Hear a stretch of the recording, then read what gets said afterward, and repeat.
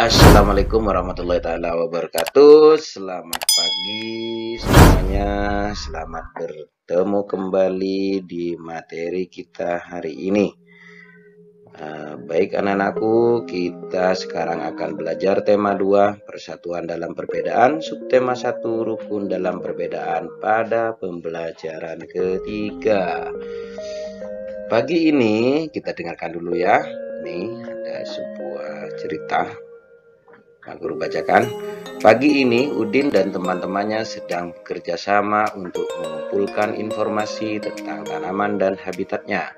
Mereka berdiskusi dan mencatat semua hasil pengamatan. Meskipun mereka berasal dari latar belakang yang berbeda, namun perbedaan tidak menghalangi mereka untuk belajar bersama. Untuk melengkapi informasi, mereka pergi ke perpustakaan umum dan menemukan informasi tentang tumbuhan dan habitatnya. Nih, berikut adalah informasi yang berhasil mereka peroleh. Pohon bambu mempunyai ciri khusus, yaitu mempunyai bulu-bulu yang halus, yang tajam. Bulu yang tajam terdapat pada batang. Bulu tersebut melekat kuat dan dapat menyebabkan gatal. Tumbuhan beradaptasi untuk mempertahankan hidupnya. Adaptasi adalah ciri-ciri khusus yang dimiliki tanaman atau tumbuhan untuk hidup pada tempat atau daerah tertentu. Berdasarkan habitatnya, tumbuhan dibagi menjadi 3 jenis.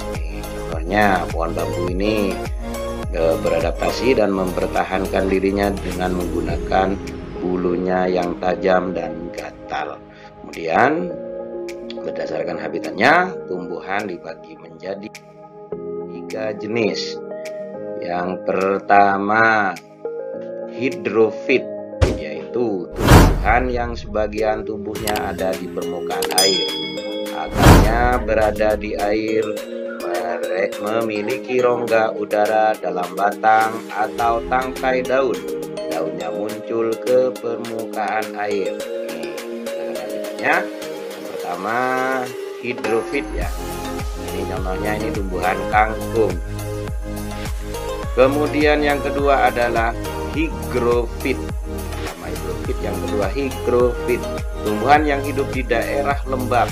Tubuhnya terdiri atas bagian-bagian akar, batang, dan daun.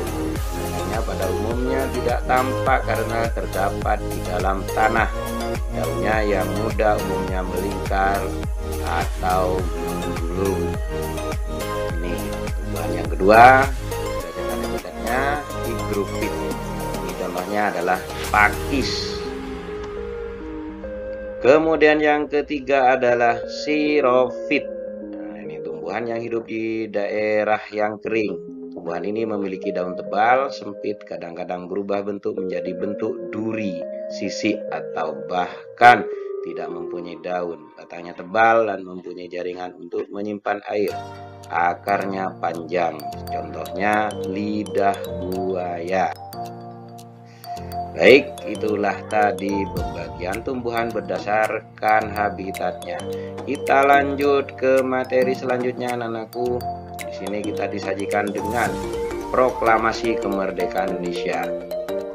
Proklamasi Kemerdekaan Indonesia memberi makna yang sangat penting bagi bangsa Indonesia. Sejak teks Proklamasi Kemerdekaan dibacakan, rakyat Indonesia memiliki negara merdeka, berdaulat, dan bermartabat.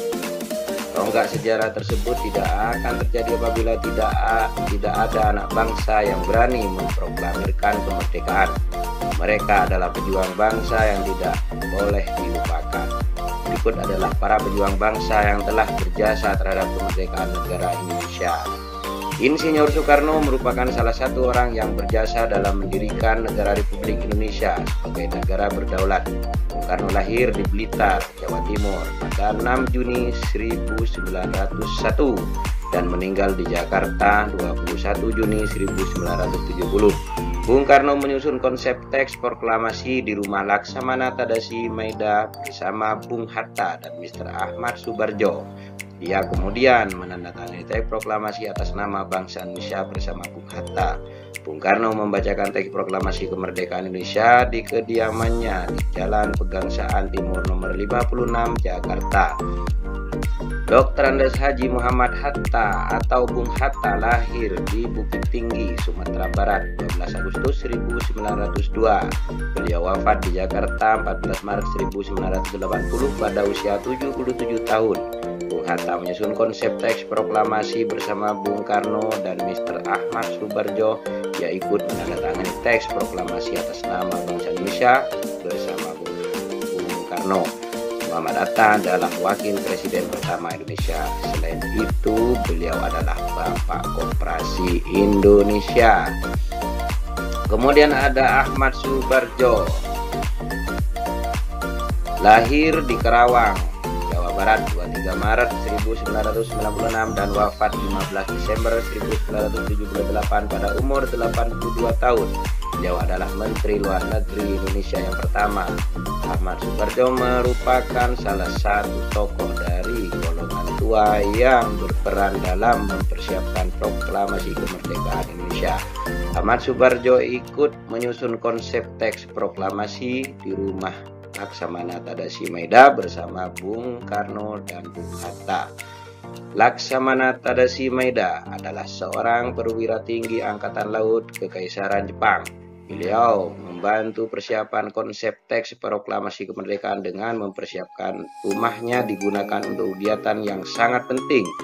Di rumahnya berkumpul para tokoh bangsa yang berjasa besar. Walaupun beliau orang Jepang, beliau rela membantu Indonesia karena simpati terhadap rakyat Indonesia. Kemudian ada Soekarni.